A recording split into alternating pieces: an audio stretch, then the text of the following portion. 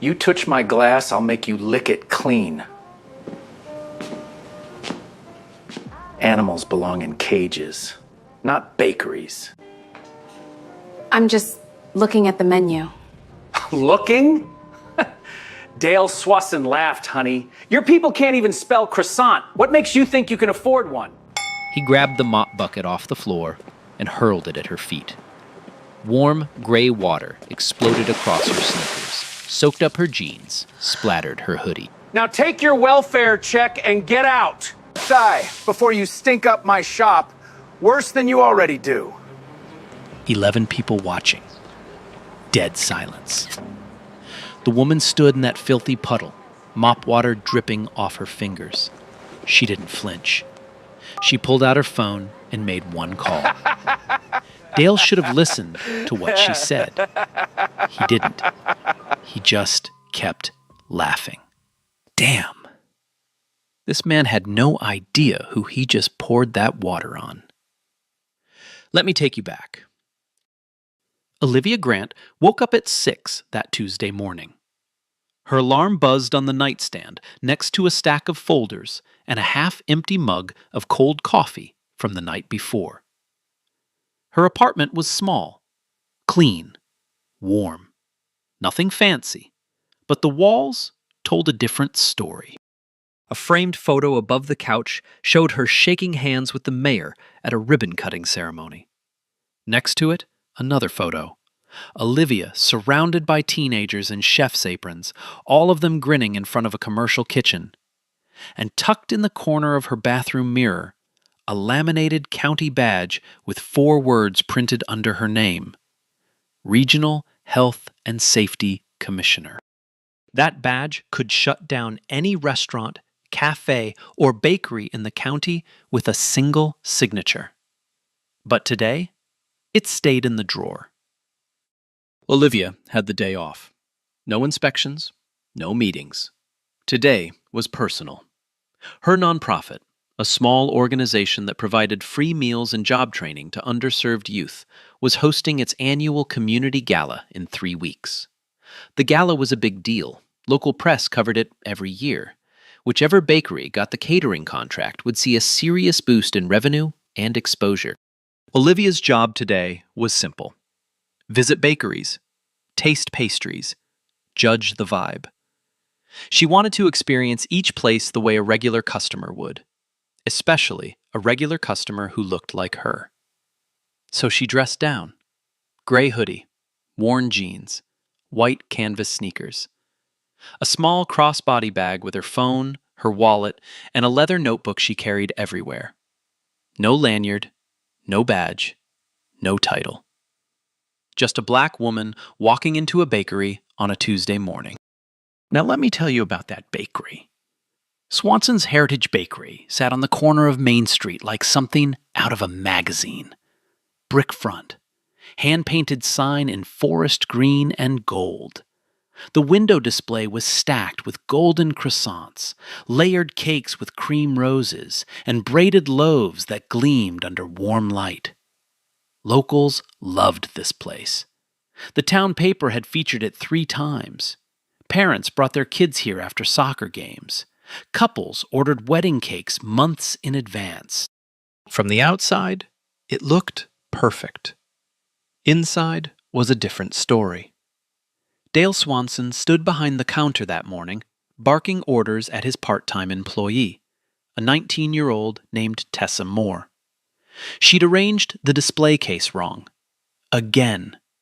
The eclairs were too close to the scones.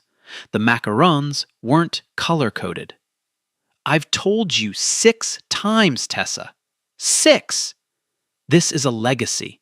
You treat it like one, or you find another job. Tessa nodded quickly and fixed the display without a word. She'd learned months ago that arguing with Dale only made things worse. Behind the register, taped at eye level where every customer could see it, was a small laminated sign. We reserve the right to refuse service to anyone. And if you scrolled through the bakery's Yelp reviews, past the 5-star praise for the sourdough and the almond tarts, you'd find one review from 8 months ago. A black customer named Denise wrote, "Followed me around the store like I was going to steal something. Asked me to leave for loitering after 2 minutes. White couple next to me had been browsing for 10. Never going back." Dale had replied to that review. 2 words. Lies. Blocked. That was the bakery Olivia Grant was about to walk into. She strolled up Main Street around 9:30, notebook in hand, morning sun warm on her shoulders. She'd already visited 2 other bakeries that morning. Both were fine, clean, friendly, nothing special. Then she saw Swanson's, the brick front, the gold lettering, the window full of perfect pastries catching the light. She stopped on the sidewalk and tilted her head. This could be the one. She tucked her notebook under her arm, adjusted her crossbody bag, and walked toward the door. The bell above the door chimed when Olivia pushed it open. The smell hit her first. Warm butter, fresh bread, cinnamon sugar hanging in the air like a cloud. The kind of smell that made you close your eyes and breathe in deep. She smiled before she even looked at the display case. The bakery was even prettier inside. Glass counters lined with rows of pastries, golden croissants with flaky, shattered tops, eclairs dripping with dark chocolate, macarons arranged by color like a painter's palette. Soft jazz played from a speaker behind the register. Morning light poured through the front windows and caught the sugar dust floating above the trays. Olivia walked toward the display case and leaned in. Her eyes moved slowly across each row. She pulled her leather notebook from her crossbody bag and started jotting notes. Presentation, excellent. Variety, strong. Freshness. The croissants still looked warm. This place could really work for the gala. Behind the counter, Tessa saw her first. The 19-year-old smiled and called out, "Hi, welcome in. Let me know if you want to try anything." But before Olivia could respond, Dale stepped out from the back kitchen. He was wiping flour off his hands with a rag. He saw Olivia. His smile dropped. He didn't say hello. He didn't nod. He just stared at her, the way a security guard stares at someone they've already decided is a threat. His jaw tightened. His eyes went to her hoodie, her sneakers, her skin. He shot Tessa a look, sharp, cold, unmistakable. Tessa's smile vanished. She looked down at the register and said nothing. Olivia didn't notice any of this. She was still leaning over the display case, murmuring to herself, "The layering on these danishes is beautiful. And they've got savory options, too. Nice." She scribbled something in her notebook. That's when Dale walked over. He didn't say, "Can I help you?" He didn't say, "What can I get for you?" He stood 3 feet away from her, arms crossed, and said, "You planning on buying something?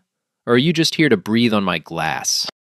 His tone was flat, cold, the kind of cold that doesn't need volume to cut.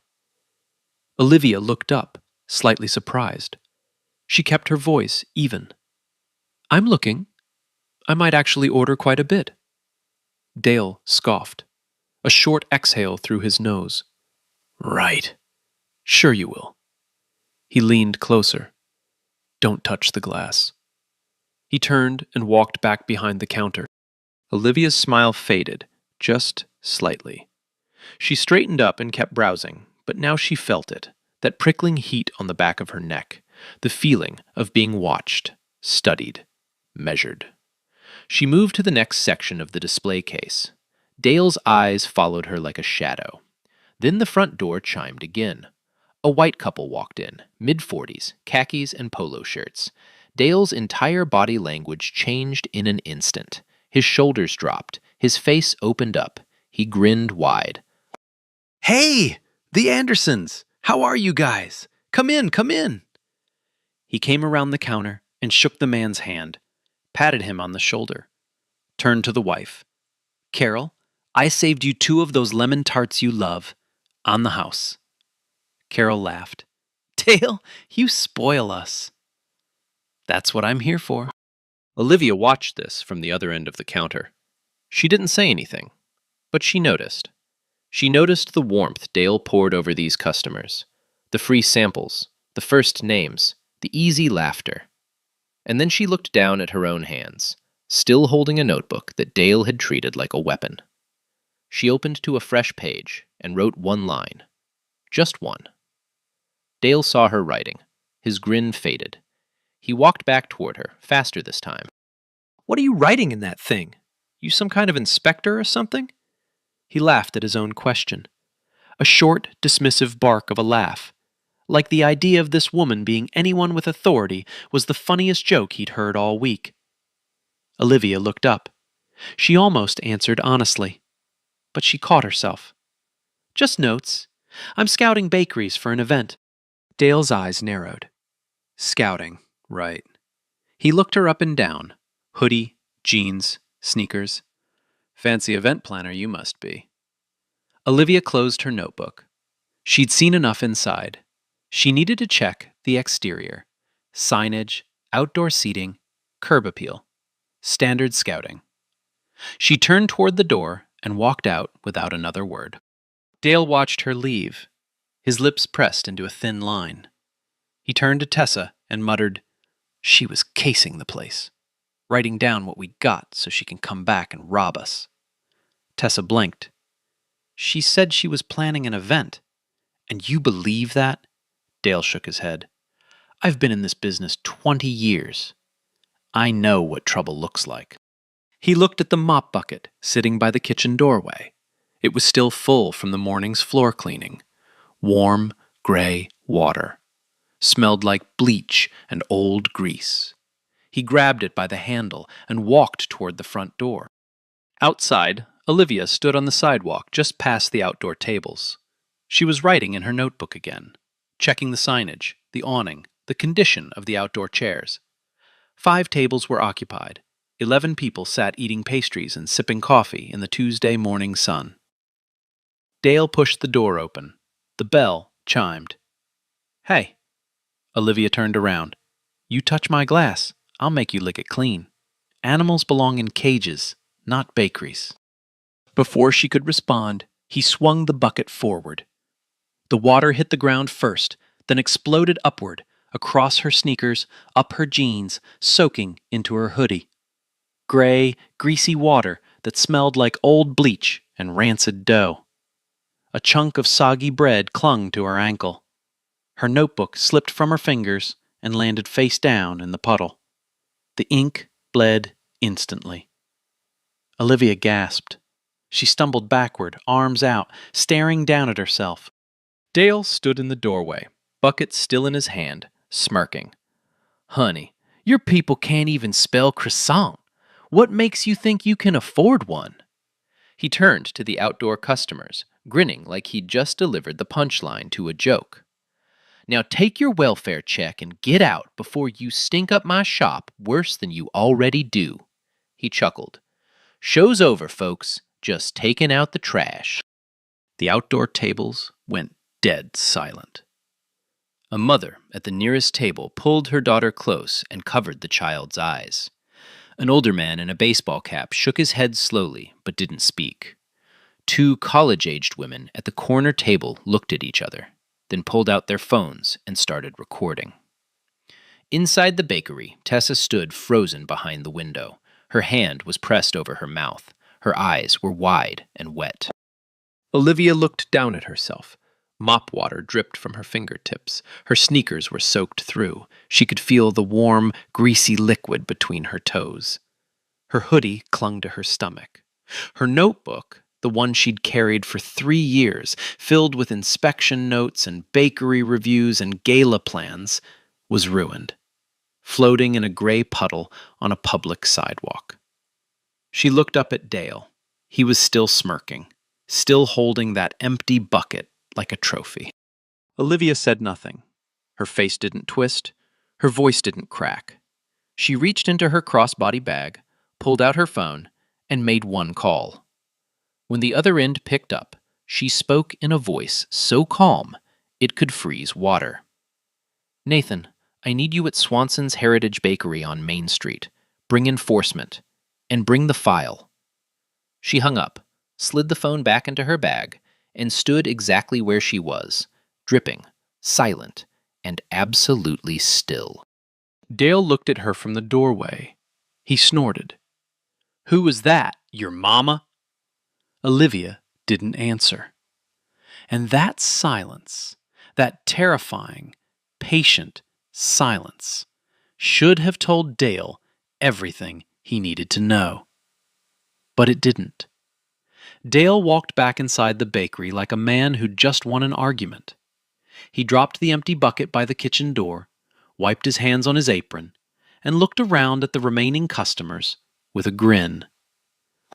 "That's how you handle it," he said, loud enough for every table to hear. "You give them an inch, they take a mile. Every single time." A few customers stared at their plates. One couple quietly gathered their things and left without finishing their coffee. They didn't say goodbye. They didn't look back. But one man did speak up. A guy in his 50s, sitting alone at a two-top near the window. He set his fork down and said, "That was way out of line, Dale. You threw water on a woman." Dale turned to him, smile gone. "Mind your business, Ed. I've been running this shop for 20 years. I know who belongs here and who doesn't."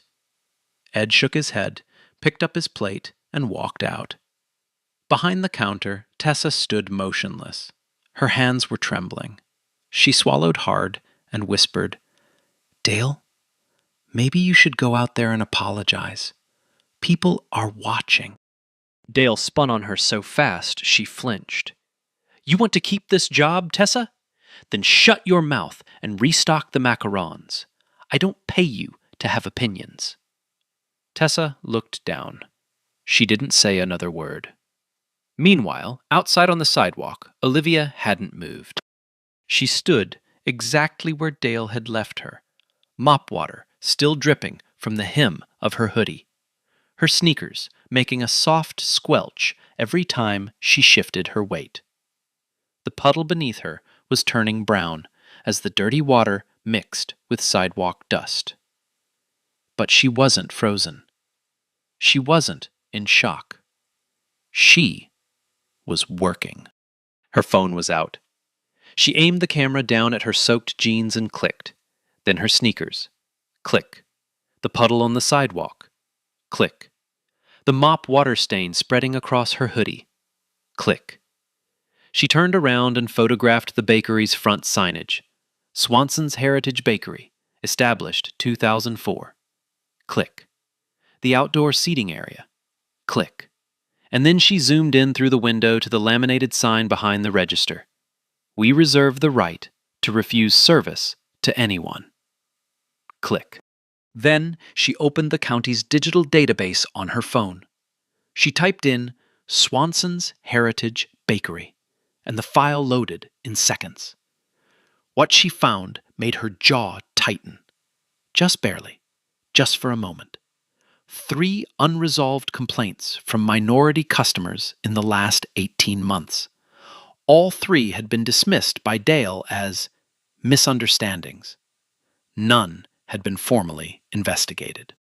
A failed health inspection from 6 months ago. Dale had appealed it.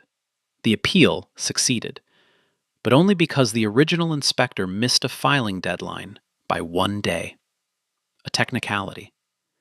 The violations themselves were never addressed. A fire safety citation from last year. Dale claimed he'd corrected the issue, but there was no record of a follow-up inspection. No one ever went back to check. Olivia screenshotted every page. She forwarded everything to 2 addresses, her office email and Councilwoman Brenda Taylor's personal inbox. Then she did something that showed exactly who she was. Her leather notebook was destroyed. Soaked through, ink bleeding, pages warped. 3 years of notes gone. But Olivia didn't mourn it. She opened the Notes app on her phone and started typing from memory.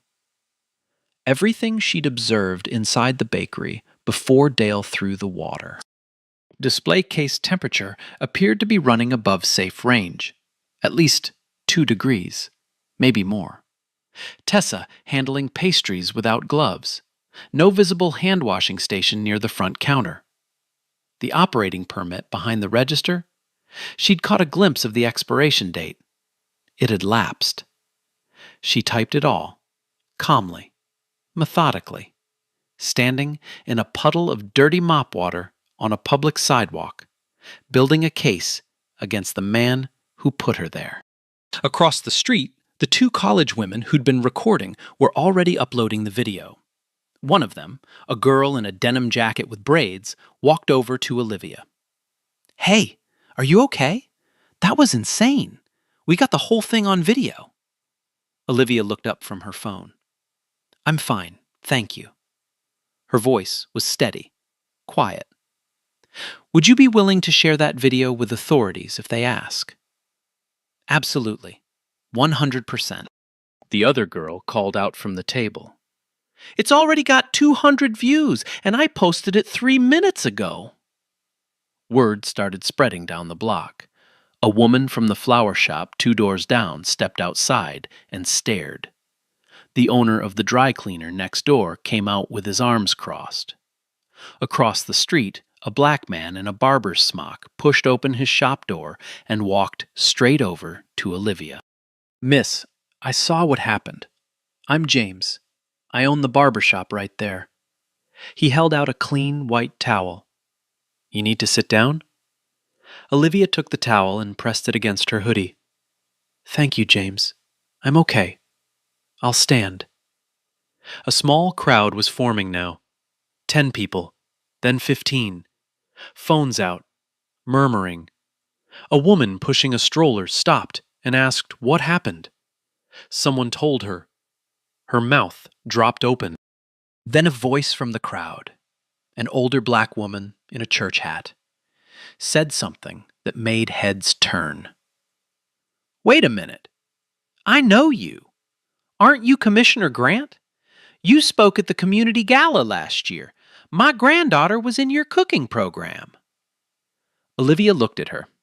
She nodded, once. But she didn't explain. She didn't announce her title. She didn't say a word about who she was or what she could do. She was waiting. Inside the bakery, Dale noticed the crowd. He'd been rearranging bread baskets, trying to pretend nothing happened. But when he glanced out the window and saw 15 people on the sidewalk, half of them holding up phones, his hands stopped moving. "Tessa, why are there people out there?" Tessa looked through the glass. "They're filming, Dale." Dale's face changed. For the first time since he'd thrown the water, something flickered behind his eyes. Not guilt, not regret. Fear. But he buried it fast. He puffed out his chest and shook his head. "Let them film. I'm a business owner standing on my own property. I didn't break any laws. She was trespassing." "She was on the sidewalk, Dale. That's public. I said let them film." He walked to the front door and locked it. The deadbolt clicked loud in the quiet bakery. Then he pulled the shade halfway down. He went back behind the counter and started wiping surfaces that were already clean. His hands moved fast, too fast. He glanced out the window every few seconds. More people, more phones. A man in a barber smock pointing at the bakery. Dale muttered to himself, "It's fine. It's my shop, my property. 20 years I've been here. 20 years. He said it like a prayer. Like if he repeated it enough times, it would protect him. It wouldn't.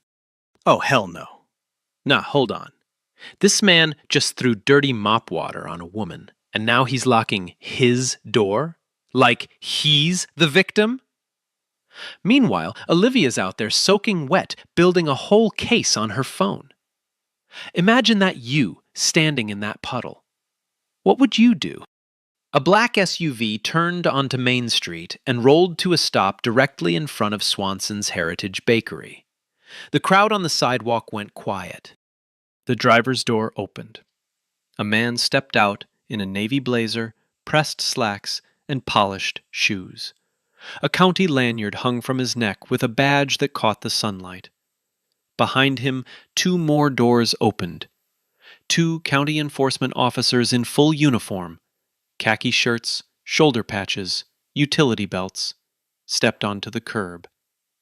The man in the blazer walked straight to Olivia. He didn't ask what happened. He didn't look at her soaked clothes or the puddle at her feet. He already knew. He reached into the SUV and pulled out a clean black blazer. He held it open for her. Olivia slid her arms in and pulled it over her stained hoodie without a word. Then he spoke, loud enough for every person on that sidewalk to hear. "Commissioner Grant, we pulled the file. The previous inspection failure, the 3 unresolved complaints, and the expired safety permits. We're ready to proceed on your authorization." Commissioner. The word hit the crowd like a thunderclap. People looked at each other. The woman in the church hat covered her mouth. The barbershop owner, James, let out a low whistle. One of the college girls whispered to her friend, "Oh my God, she's the commissioner?" Inside the bakery, Dale had been watching through the half-drawn shade. He saw the SUV. He saw the uniforms. He saw the man hand Olivia a blazer and call her commissioner. The smirk that had lived on his face for the last 15 minutes collapsed. It didn't fade. It collapsed, like a building with the foundation yanked out from under it. Nathan Cole walked to the bakery's front door. He knocked 3 times, firm, even, professional. "Mr. Swanson, Deputy Commissioner Nathan Cole, County Health and Safety Commission. Open the door, please." Silence from inside. Nathan knocked again. "Mr. Swanson, this is an official visit. Open the door." Dale stood behind the counter, frozen. His hands gripped the edge of the marble top. His knuckles were white. He looked at the locked deadbolt. He looked at Tessa. Tessa looked back at him. And for the first time in all her months working there, she didn't wait for his permission. She walked to the front door, turned the deadbolt, and pulled it open. Nathan and the 2 enforcement officers stepped inside. The bell above the door chimed, the same cheerful little sound it made when Olivia first walked in that morning. But this time, it didn't sound cheerful. It sounded like a countdown. Nathan placed the document on the counter in front of Dale. An emergency inspection order, stamped, signed, and dated. This authorizes a full emergency inspection of this establishment, effective immediately. Dale's eyes shot to the signature line at the bottom of the page. He read the name. His mouth opened, then closed, then opened again. Commissioner? Her? He pointed toward the door. She was wearing a hoodie. Mr. Swanson? Olivia's voice came from the doorway. She stepped inside, the blazer over her stained hoodie, her sneakers still wet, leaving faint prints on the tile, her cross-body bag hanging at her hip. And in her right hand, held up at eye level, her county badge, gold seal, her name printed beneath her photo in clean black letters. Olivia Grant, Regional Health and Safety Commissioner. Mr. Swanson, my name is Olivia Grant. I'm the Regional Health and Safety Commissioner for this county. Her voice was calm, measured, every word placed like a brick. I was here today on a routine scouting visit for a community event. What I observed, both in how you treat your customers and how you run your operation, gives me more than enough cause to authorize this inspection. Dale stared at the badge, then at her face, then back at the badge. The color drained from his skin like someone had pulled a plug. The man who'd called her an animal, The man who'd told her to go back to the hood. The man who'd thrown a bucket of dirty mop water on her and called it taking out the trash. That man was now standing in his own bakery, watching her authorize its destruction. He opened his mouth, but nothing came out. Not a word, not a sound. The enforcement officers were already moving. One pulled the digital thermometer and pressed it against the display case glass. He checked the reading, shook his head, typed something into his tablet. The other officer walked behind the counter. Dale flinched as he passed, and opened the kitchen door. He checked the fire extinguisher mounted on the wall. He read the tag. Expired. He photographed it. Logged it. They checked food handling stations. No gloves at the prep counter. No hand-washing log. A tray of uncovered pastries sitting next to an open trash bin. They checked the permits behind the register. The operating license had lapsed 3 months ago. Every violation was documented, photographed, logged on official tablets in real time. Dale followed them around the kitchen like a ghost. He tried excuses first. That thermometer's been broken for a week. I've got a guy coming to fix it. Then threats. I'll call my lawyer. I know people on the city council. You can't just barge in here. Nathan didn't even look up from his tablet. Mr. Swanson, obstructing an official inspection is a finable offense under county code. I'd recommend you step back and let us finish. Dale shut up. He leaned against the wall of his own kitchen, watching two strangers open his refrigerators, photograph his storage areas, and log every failure he'd been hiding for years. And in the doorway, Olivia stood with her arms crossed, still dripping, still silent, still watching. 25 minutes. That's how long the inspection took. 25 minutes to tear apart everything Dale Swanson had spent 20 years building. When the enforcement officers finished, Nathan Cole walked to the front counter and laid his tablet flat for Olivia to review. She scrolled through the findings in silence. Her face didn't change. Not once. Then she looked up. Mr. Swanson, here's where we stand. Her voice was even, official. The same mouth that had politely asked to look at a menu an hour ago was now reading a death sentence for his business. We've documented 11 violations. 4 are classified as critical. She listed them, one by one. Unsafe food storage temperatures across multiple display units. The cold case was running almost 4 degrees above the legal limit. Every pastry in that case was a liability. Evidence of pest activity in the back kitchen, mouse droppings along the baseboards behind the flour storage rack, a grease trail near the drainage pipe that hadn't been cleaned in weeks. Expired fire suppression equipment. The extinguisher on the kitchen wall had been dead for 5 months. If a grease fire broke out, there was nothing to stop it. Failure to maintain valid operating permits. The license behind the register had lapsed 3 months ago. Dale had been running an unlicensed bakery since January. Any single one of these, Olivia said, is grounds for immediate closure. She picked up a pen. She signed the emergency closure order right there on his own counter. Her signature was steady. No hesitation. Nathan handed the bright orange placard to one of the enforcement officers. The officer walked to the front door, peeled the adhesive backing, and pressed it flat against the glass. Closed by order of the County Health and Safety Commission. The orange was so bright it almost glowed against the bakery's charming green doorframe.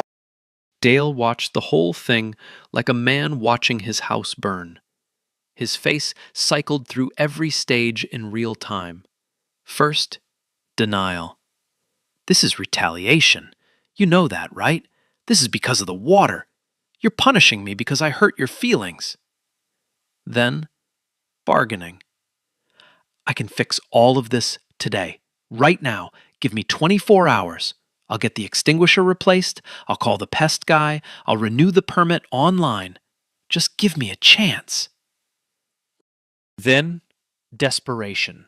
His voice cracked. He stepped toward Olivia and lowered his head.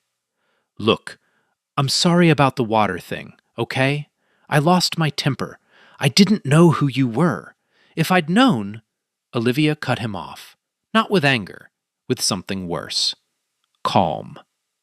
"Mr. Swanson, the water is a separate matter entirely.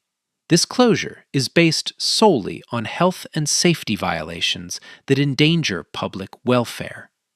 She paused. Let it land. "Who I am should not determine how you treat people."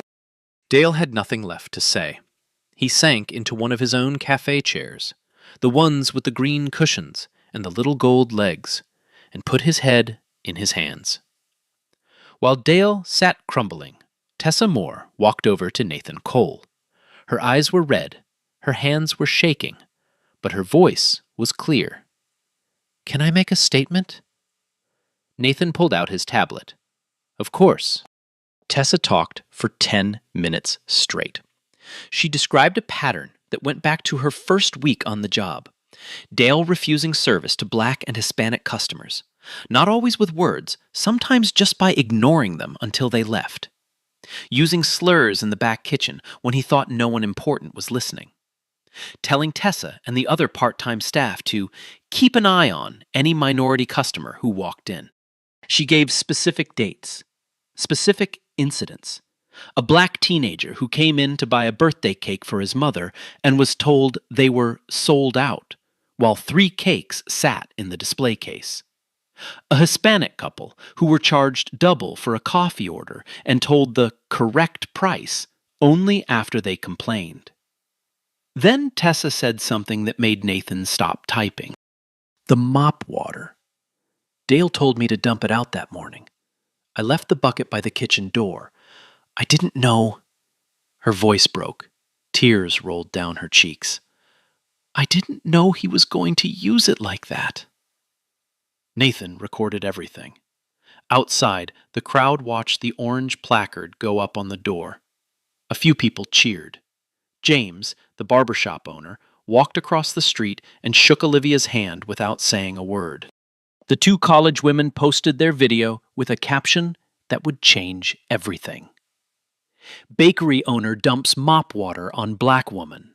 Turns out she's the county health commissioner." Within 1 hour, the video had 50,000 views. A white news van pulled up to the curb, then another. Reporter Allison Davis was first on the scene. Blonde hair, navy blazer, microphone already in hand, cameraman jogging behind her. Through the bakery window, Dale Swanson was visible to everyone on the sidewalk, sitting alone at his own table, head in his hands. The orange placard glowing on the door behind him. The video hit 1 million views by midnight. By the next morning, it had crossed 5 million. The 2 college women who filmed it woke up to phones flooded with notifications, interview requests, and messages from strangers across the country. The clip was everywhere. Every major platform, every news aggregator, every group chat in America, it felt like. The headlines wrote themselves. Bakery owner dumps mop water on Black woman.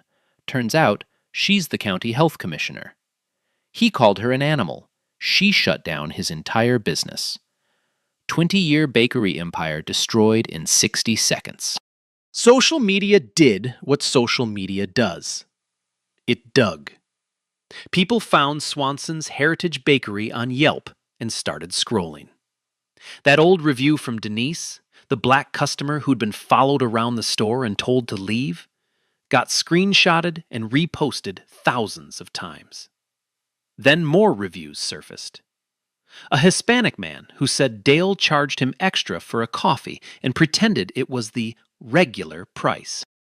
A Black couple who said they were told the bakery was closing early at 2 in the afternoon while white customers continued to be served. Then the former employees started talking. A woman who'd worked there 3 years ago posted a video of her own. She described Dale using racial slurs in the back kitchen, calling Black customers shoplifters before they'd even touched anything, telling staff to watch minority customers like hawks and to never offer them free samples. One by one, the stories stacked up. Different people, different years, same pattern, same man. Councilwoman Brenda Taylor held a press conference on the steps of City Hall the following afternoon. She stood behind a podium with the county seal and spoke directly into a wall of cameras. She called for a full civil rights investigation into Swanson's Heritage Bakery's history of discriminatory service practices. She called the mop water incident not an isolated act, but the visible tip of a documented pattern of racial hostility. She named Olivia Grant as a public servant who experienced firsthand what minority residents of this county have been reporting for years and being ignored. The county moved fast after that. The Health and Safety Commission filed formal charges related to the 11 violations found during the emergency inspection. Operating a food establishment with critical safety failures carried steep fines. The criminal negligence charges alone could mean jail time. But that wasn't all. The district attorney's office opened a separate investigation into the mop water assault itself. The video, Tessa's sworn testimony, the documented history of racial discrimination, Dale's own words, animals belong in cages, your kind, go back to whatever hood you crawled out of. All of it pointed in one direction. Hate crime. Dale hired a lawyer. A good one. Expensive suit, corner office, 30 years of experience. The lawyer's advice was simple and direct. Settle quietly. Apologize publicly. Cooperate with every investigation. Minimize the damage. Dale didn't listen. Instead, he called into a local AM radio show 3 days after the incident. He spent 14 minutes on air claiming he was the victim of a witch hunt. He said Olivia had set him up. He said she came into his bakery dressed like a street person on purpose to provoke him. He said the health violations were minor stuff that every bakery in the county has. He said the real problem was people who can't take a joke. The radio clip went viral within the hour. Another 5 million views. The comments were brutal. Dale's lawyer released a public statement the same evening, distancing himself from his client's radio remarks. By the end of the week, he dropped Dale as a client entirely. The DA's office watched the radio interview too. They added additional charges. Dale's own words on air demonstrated what prosecutors called consciousness of guilt and a complete absence of remorse. Dale couldn't find another lawyer willing to take his case for 2 weeks. The trial began 6 weeks later. The courtroom was packed. Local news cameras lined the hallway. Allison Davis sat in the front row of the press section with a notebook on her knee. The prosecution played the video first, the full, unedited clip. Every person in that jury box watched Dale Swanson grab a mop bucket and hurl dirty water at a black woman standing on a public sidewalk. They watched him smirk. They heard him say, "Just taking out the trash." 2 jurors looked away. One woman in the back row pressed her hand to her chest. Tessa Moore took the stand on day 2. She was nervous. Her voice shook at first, but once she started talking, she didn't stop. She described 3 years of watching Dale humiliate minority customers, specific dates, specific words, the birthday cake lie, the double-charged coffee, the slurs in the kitchen when he thought no one important could hear. The defense tried to discredit her. "Isn't it true you were fired and hold a grudge?" Tessa shook her head. "I wasn't fired. I quit. The day after the mop water. And the only thing I hold is regret for not speaking up sooner." 3 former customers testified after her. Each one described a different visit to Swanson's Heritage Bakery. Each one described the same experience: being watched, being followed, being made to feel like they didn't belong in a place that sold bread. Dale took the stand on the final day. His new lawyer advised against it. Dale insisted. Under direct examination, he tried to sound reasonable. She was acting suspicious, writing things down, looking around. I was protecting my business. The prosecutor stood up for cross-examination. She asked one question. Mr. Swanson, can you explain to this court what is suspicious about a woman writing in a notebook? Dale opened his mouth, closed it, opened it again. It looked like she was... No further questions. The jury deliberated for less than 4 hours. Guilty on assault charges. Guilty on the hate crime enhancement. Guilty on multiple counts of health code criminal negligence. The judge handed down the sentence the following week. 18 months in county jail. $250,000 in fines. Permanent revocation of his food service license. Mandatory completion of cultural sensitivity and anti-discrimination training upon release. Swanson's Heritage Bakery was permanently closed. The charming brick building on the corner of Main Street sat empty for 3 months. Then, Olivia's nonprofit signed the lease. The space became home to a Black-owned cafe cooperative. 6 local minority bakers sharing a commercial kitchen, rotating the menu weekly, training young people from the same neighborhoods Dale had mocked. The county's complaint investigation process was reformed. Every previously ignored complaint from a minority customer was reopened and reviewed. Councilwoman Brenda Taylor sponsored a local ordinance requiring implicit bias training for all food service business owners as a condition of license renewal. And the community gala? It went ahead as planned.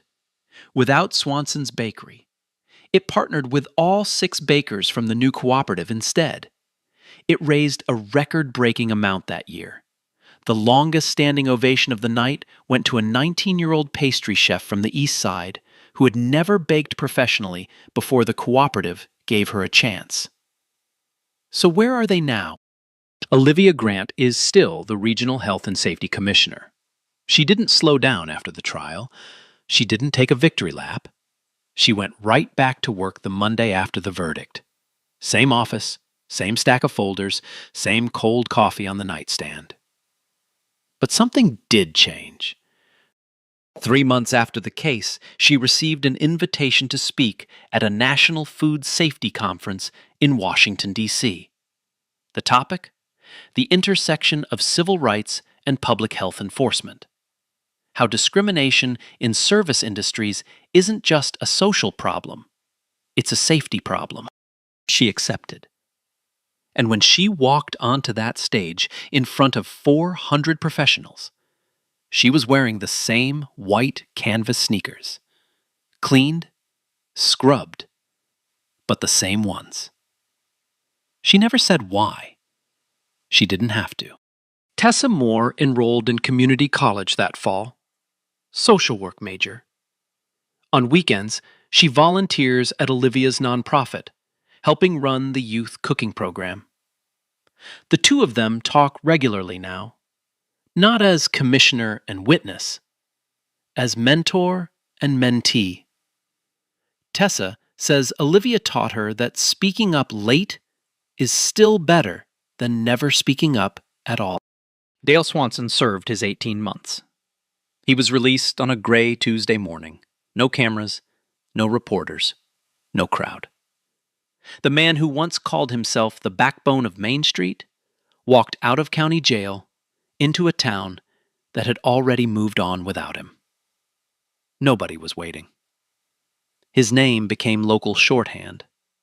Don't pull a Swanson meant don't assume someone is less than you because of how they look. Parents said it to their kids. Business owners said it to new employees. It stuck. And the bakery? The charming brick building on the corner of Main Street didn't stay empty long. A mural now covers the exterior wall, dozens of hands in every shade, all reaching toward the center, all breaking bread together. The old hand-painted Swanson's sign is gone. In its place, warm gold letters read, "Heritage belongs to everyone." Inside, the cooperative cafe hums 6 days a week. Fresh bread still drifts out onto Main Street. The display case is still full of croissants and eclairs and macarons. But now, the people behind the counter look like the people they serve. And every customer who walks through that door gets the same greeting. "Hi, welcome in. What can we get for you?" Every single one. This story is about what happens when someone confuses cruelty with power. Dale thought his bakery made him untouchable. He thought a black woman in a hoodie couldn't possibly matter. He was wrong. But even if Olivia had no badge, no title, no authority, she still deserved to walk into a bakery without being called an animal. She still deserved to stand on a sidewalk without dirty water thrown at her feet. It was never about the badge. Man, this one got to me. Story's fiction. But being judged before you open your mouth? That's real. No badge reveal, no backup, just you, alone. What would you do? Comments. Like, share, subscribe. Respect costs nothing. Disrespect costs Dale everything. Next one soon.